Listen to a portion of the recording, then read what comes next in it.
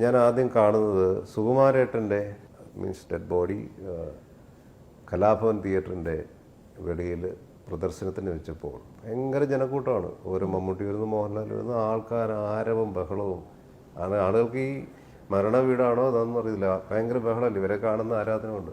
അപ്പം ഞാനിങ്ങനെ ഇറങ്ങി ബോഡിയുടെ എത്തിയപ്പോൾ ഇന്ദ്രൻ ഇങ്ങനെ നോർമലി എല്ലാവരെയും വിഷ് ചെയ്യുന്നുണ്ട്. പൃഥ്വിരാജ് ഇങ്ങനെ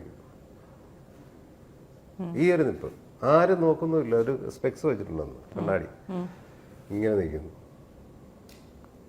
ഞാനിത് മൈ സ്റ്റോറിയുടെ സെറ്റിൽ വെച്ച് ഈ ഇൻസിഡന്റ് എടുത്തിട്ടു. ഞാൻ പറഞ്ഞു, മോനെ രാജു, ഞാൻ നിന്നെ ആദ്യം കാണുന്നത് സുഖേട്ടൻ്റെ മൃതശരീരത്തിൻ്റെ അരികിലാണ്. അപ്പം അന്ന് ഞാനൊരു ചോദ്യം ചോദിക്കണം. ഇന്ദ്രൻ ഒന്ന് വളരെ ലൈവായിട്ട് വരുന്നവരെയൊക്കെ വിഷ് ചെയ്തൊക്കെ നിൽക്കുന്നുണ്ട്, നീ മാത്രം എന്ത് ഇങ്ങനെ നിന്ന് ആരെയും മൈൻഡ് ചെയ്യാതെ നോക്ക്.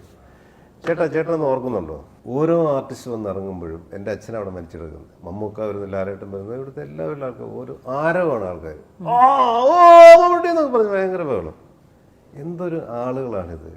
ഒരു ബോഡി അവിടെ കിടക്കുന്നത്, എൻ്റെ അച്ഛനാണ് കിടക്കുന്നത്. അപ്പോൾ ഈ ആളുകളുടെ ഈ ഒരു ആറ്റിറ്റ്യൂഡ് കണ്ടിട്ട് ഞാനങ്ങ് വെറുത്ത് നിന്നാണ്. അതാണ് ഞാൻ ആരെയും മൈൻഡ് ചെയ്യാൻ തുടങ്ങുന്നത്.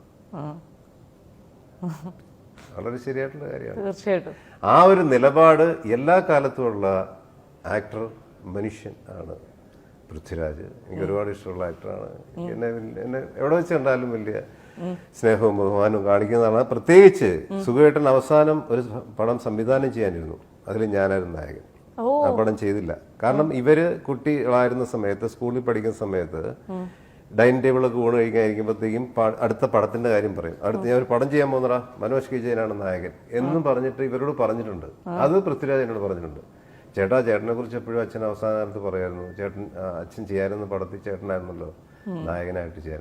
അതെ, അത് നടന്നില്ല. അപ്പൊ അങ്ങനെയൊക്കെയുള്ള എവിടെയൊക്കെ ഒരു ആത്മബന്ധം ഞങ്ങൾ തമ്മിലുണ്ട്.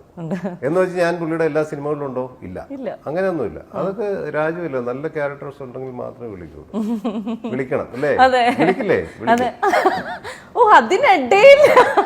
ഇത് നേരിട്ടൊന്ന് ഫോണിൽ വിളിച്ച് പറഞ്ഞു ഇല്ലേ?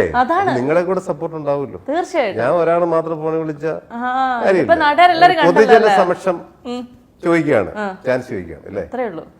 മനോജ് ചേട്ടന്റെ ഒരു ഇന്റർവ്യൂ വൈൻഡപ്പ് ചെയ്യണതിന് നമുക്ക് എപ്പോഴും മനോജ് ചേട്ടന്റെ ഒരു പാട്ട് കേൾക്കാതെ വൈൻഡപ്പ് ചെയ്യാൻ സാധിക്കാറില്ല. എനിക്കറിയാം ഒരുപാട് ഇന്റർവ്യൂസ് ഉണ്ട്, എല്ലാത്തിലും പോയിരുന്ന ഇതേ പാട്ടുകളൊക്കെ തന്നെ പാടേണ്ടി വരും. അതുകൊണ്ട് ഞാനൊരു സജഷൻ അങ്ങോട്ട് തരാം. ചേട്ടൻ എല്ലാം ഇങ്ങനെ ഭയങ്കര മെലോഡിയസ് ആയിട്ടുള്ള പാട്ടുകളല്ലേ പാടാറുള്ളൂ. ഒരു അടിച്ചുപൊളി പാട്ട് പാടാൻ പറഞ്ഞു കഴിഞ്ഞാൽ മനോജ് ചേട്ടൻ ഏത് പാട്ട് പാടും?